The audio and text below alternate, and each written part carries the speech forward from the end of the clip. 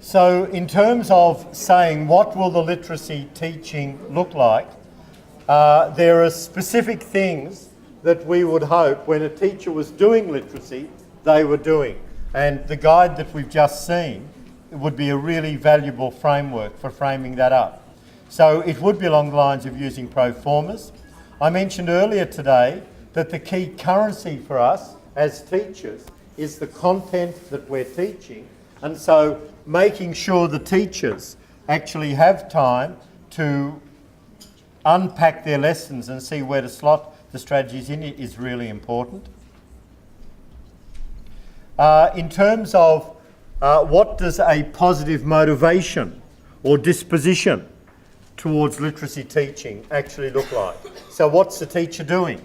Well, the teacher is really, through their behaviour, is showing a commitment towards teaching literacy. The teacher is prepared to teach literacy, really sees it, sees the value of it, believes that it can solve particular learning problems, that there is a preparedness to discuss individual students' learning needs in terms of where they are in literacy.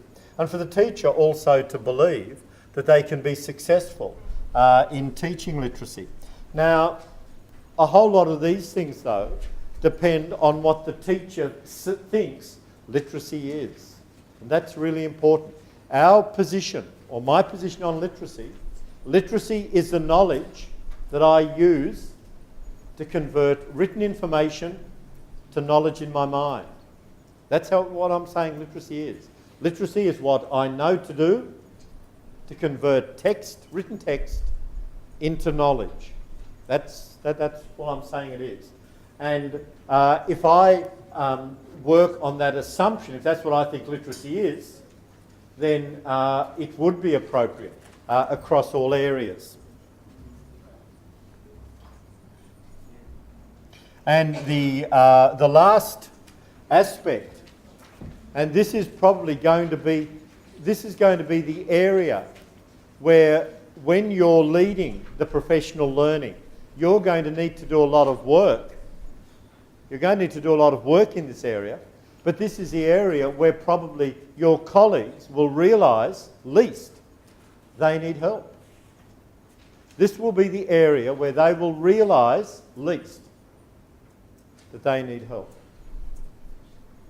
We're not at this moment talking about what to teach. We're not talking about what the knowledge looks like. We're talking about how to put it in place in your classroom. And when I was doing the PD at Footscray City on Tuesday night, and one of the people who turned out to be a student teacher raised the question, look, all that you're saying is fine, but I can't get the kids disciplined enough to do it. Now, like when you've been teaching since '66, you learn one or two little things, even though kids have changed, about discipline. But that person was talking from, their perspective of probably had a week, like a week as a teacher. And you learn a lot in your first 2 or 3 years as teachers, not in a week. So, but that's really what we're talking about. That's really, and I tried to very quickly get over to the guy, that for me as a teacher, what I communicate through my body language, when I pause, how I stand, who I look at, who I decide not to look at, how I alter the tone of my voice, the actions that I use, all of those things are to do with this aspect. And this aspect is how do I actually fit the teaching into that context? Will I do it? Will I be more likely to introduce a new strategy at 2:10 with year 9H? Or will I wait until 9:10 tomorrow morning? You know what I mean? You know these things exactly. So it's really how well I can read the situation. This is what I call being streetwise about teaching. It's where you've either got nous or not. You can be the most knowledgeable person. You can know the best teaching procedures, but by golly, you can foul it up if you haven't got nous. And it's the whole issue to do. It is to do with the tone of the voice, how you manage things, how you actually put things in place. And so the teacher, this is where the planning is so important. It's important that the teacher knows how to implement in a manageable way. That's why I think the week by week thing, planning it out week by week allows you to do it in a manageable way. How are we going to take on board the student attitudes? So the first once or twice I do it, I'm going to go over and say, hey guys, that was great. You really learnt that well. Now, I'm not going to do it on the 20th occasion. I remember when I went back to teaching in a secondary school from working at the children's cottages.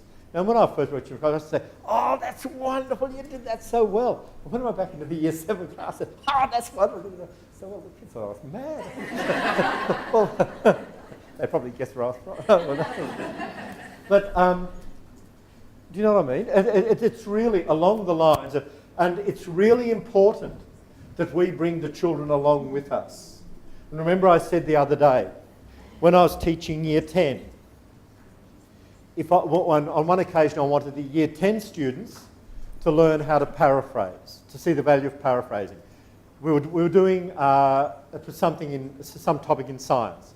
So I had a text of about 300 words where we had some sentences and some questions. And for 20 minutes the kids worked through those. And then we had a second paragraph, a second 2 or 3 paragraphs that continued on, and some questions. But this time, as we read each sentence, we paraphrased. And I said to them, and then they answered the questions. And I said to the kids afterwards, in which case was it easier to understand and learn? And it was obvious. And so we said, okay, if it's easier to understand and learn, and you want to get out and play footy as quickly as possible,